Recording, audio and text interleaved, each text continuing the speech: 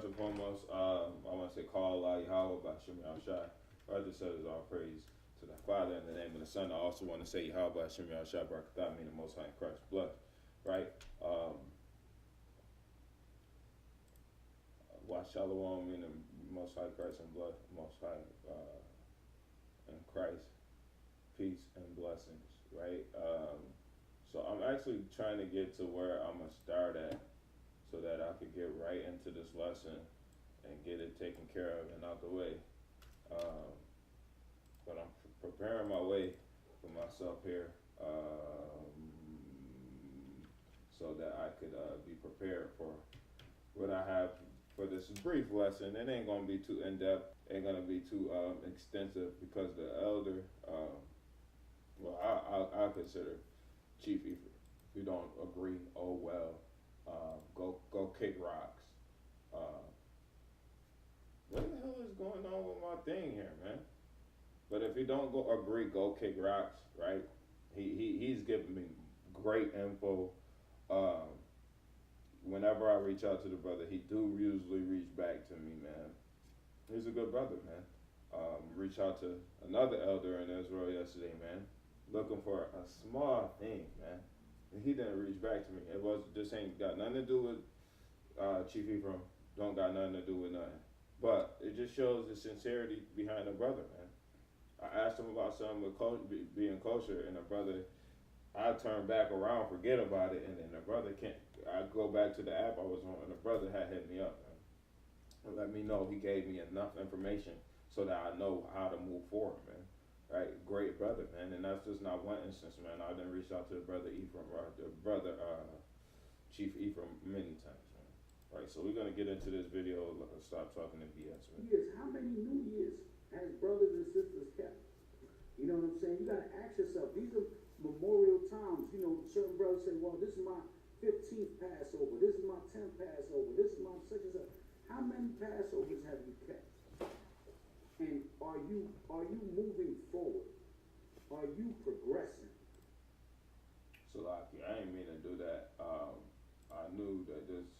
I wanted 1 Corinthians 5. I don't know why this thing not trying to give me 1 Corinthians 5. Right? I thought that's where I was at. Are you changing your manners? Are you? Because we're not gonna get it overnight, and some things may take years. You know, are you working? If you got a smoking habit, are you working on that? Are you trying to quit? Or you just don't give a damn? You see what I'm saying? What are you doing in this age after all these years? If you're not moving forward, you're well, there you go. Right. Or you just lukewarm and you stuck in limbo. You're stuck in limbo. So you gotta ask yourself, and only you can tell yourself the truth. You can't be in denial when it comes to yourself. You gotta check the man in the mirror, man. Because we're living in a time of age that it's too much exposure. So it's just a matter of time that all of our sins that we keep in the dark are gonna be brought to light. And none of us up here is excluded. Right. No leader in Israel Or could ride on individual. a horse. You could come in on a chariot. Right. You could come in on the top of a fire truck. You could however you do, you can levitate into the Passover. You can levitate into tabernacles. You could have a flame of fire coming from Elon Musk into your tent. You know what I'm saying? But if you're not living right, it's just a matter of time. The Most High won't. Yes. So I didn't see the whole video, man, but the message was there, man. You gotta understand what he mean with that, though, man. When we go into the Passover, we should be preparing ourselves to be ready for these Passovers, man. We shouldn't be having that same spirit on us that we was dealing with two Passovers ago, going into another Passover, man. Right? We need to do better as we progress in this truth, man. Right? So this is 1 Corinthians 5 and 6. It says, "Your glory is not good. Know ye not that a little leaven leaveneth the whole lump?" Right? It says, "Purge out therefore the old leaven, that ye may be a new lump, as ye are unleavened." Man. So when we getting ready to go into the Feast of Unleavened Bread, man, we should be getting rid of that old leaven or the stuff that puff us up, man.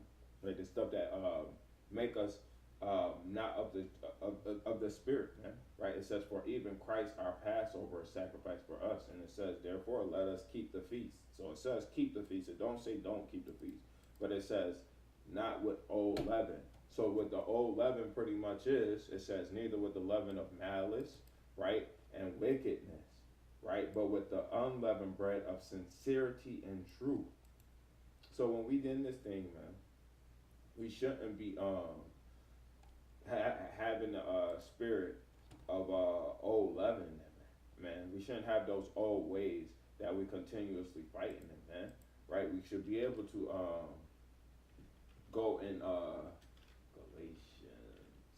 We should be able to go about this Passover, man. Right? And be able to know that we got a better spirit than we had last year, man. Right? Me just using myself in a testimony, man. Anger is getting way better than it was last year, man.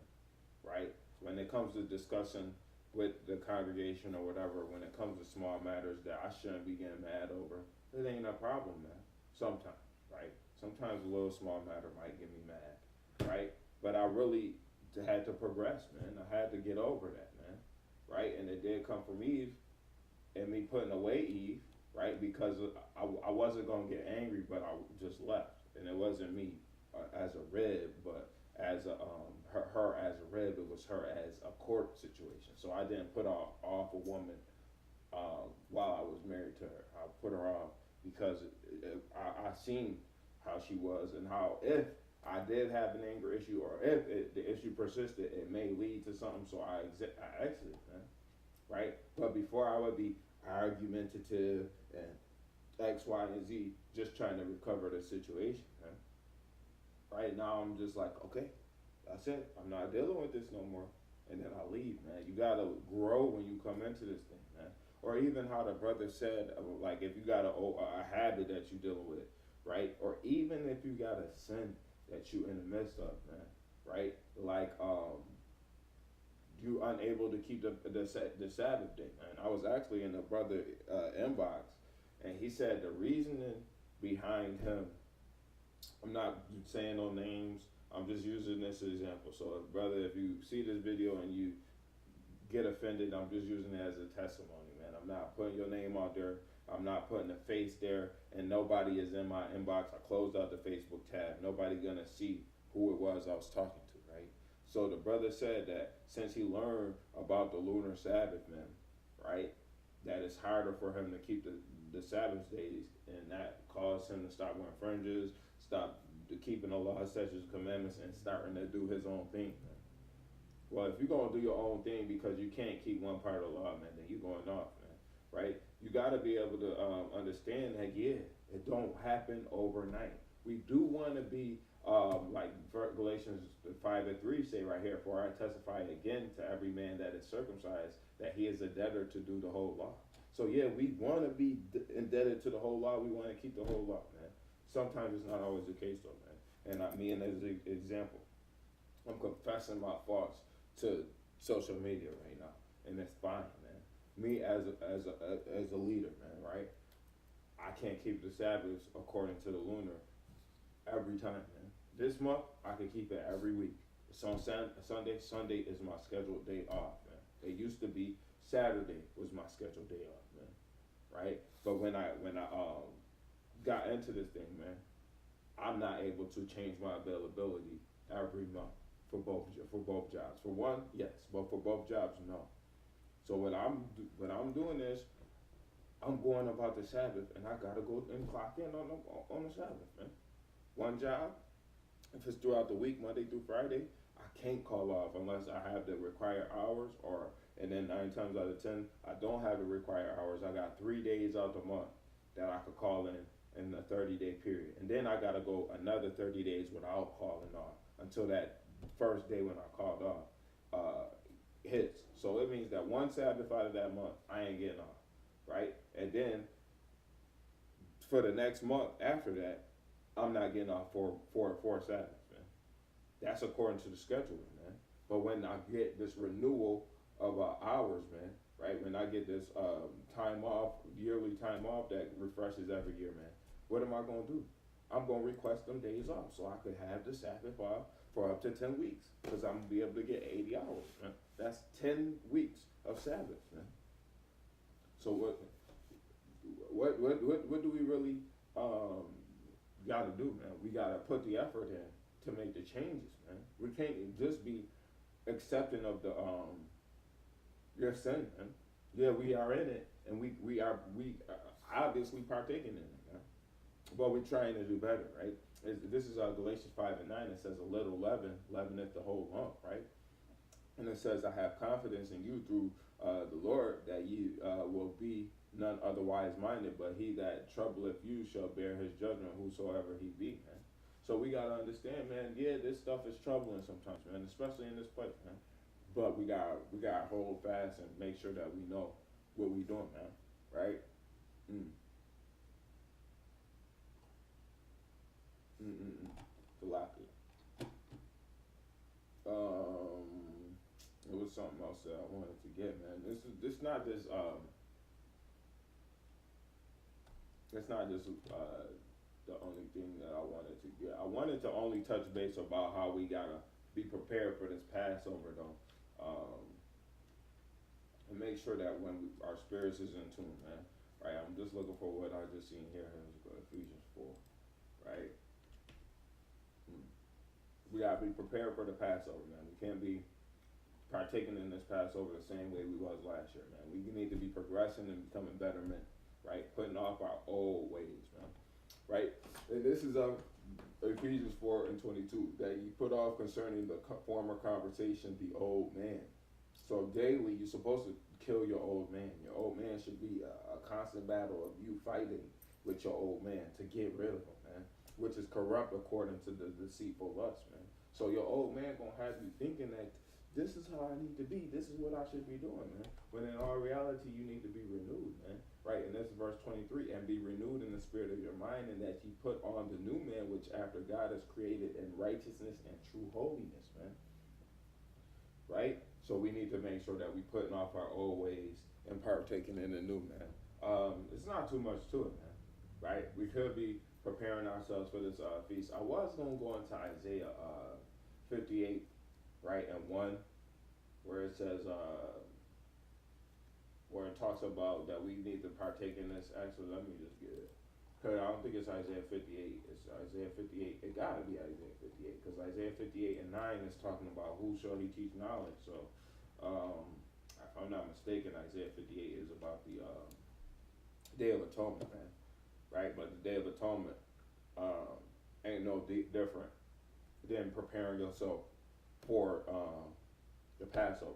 We should be fasting and praying and changing our ways. Fasting is how we're going to change, man. So when we fasting to get into this, get ready for the Passover spirit, when we asking our brothers and our sisters or whoever the case is, man, right? People along this walk or people outside of the walk who don't understand why you're apologetic every time around this year for whatever reason. That when you're doing that, you should be going back at the year and looking and seeing, okay, I had an issue with this, this, and this, and this. I need to purge that before the Passover day. You know what I mean? That's what we need to be doing, right? And this is Isaiah 58:3, right? This is talking about the Day of Atonement. Don't get me wrong. This is about the Day of Atonement. But it should be the same spirit and same mindset when you going into the Passover. When you fast for the Passover, you shouldn't just be like, all right, the Passover coming up, I gotta fast. No, the Passover coming up, I gotta purge myself of this old leaven. I need to fast it off of me so I can get rid of this spirit. And then you need to go and get rid of that old man, right? So this is Isaiah 58:3. It says, "Wherefore have we fasted, say they, and thou seest not, right? Wherefore have we afflicted our soul, and thou takest no knowledge? Behold, in the day of your fast, ye find pleasure, and exact all your labors," man. So you doing all this stuff on the Day of Atonement, right? But you should be able to focus on your fast for the Passover too. You should be able to focus and make sure that you getting this stuff. People don't need to know about your fast, man. Right? And it says, "Behold, ye fast for strife and debate." We're not supposed to be doing that for the Passover, right? Even for the Day of Atonement, we're not supposed to be fasting for strife and debate. We're supposed to be fasting to purge out the old wickedness, man. right? And it says, "And to smite with the fist of wickedness, ye shall not fast as ye do do this day, to make your voice be heard on high," right? It is such a fast that I have chosen, a day for a man to afflict his soul. It is to bow down his head as a bulrush, and to spread sackcloth and ashes under him. Wilt thou call this a fast, an acceptable day unto the Lord, Yahweh? Right? So, yeah, this is going this expressly into the Day of Atonement, right? All this here. So we're not going to really deal too much with that, but we need to be preparing ourselves like it's a Day of Atonement fast, man, when it comes to these high holy days, man. This video probably only 15 minutes long. It's one of my shorter videos in a long time, right? It ain't because I'm rushing to get through a video, even though sometimes I don't want to just be sitting in front of this camera for 3-4 hours, man. Right? That be the case too sometimes. But this is, I was at work and I didn't want to think of nothing to do with the Torah series. It was either Torah series or I think of a video to do. And then this came to my mind around like 2:30, man. So about 2 hours ago, 2.5 hours ago, I just got the idea to do this video, man. Didn't have no precepts. But through the Spirit, I hope that this is edifying, man, and I hope that it reaches the ears that it needs to reach, man, so that we can be prepared and ready for this Passover. So with that, I want to say shalom, how about Shema, Shabbat,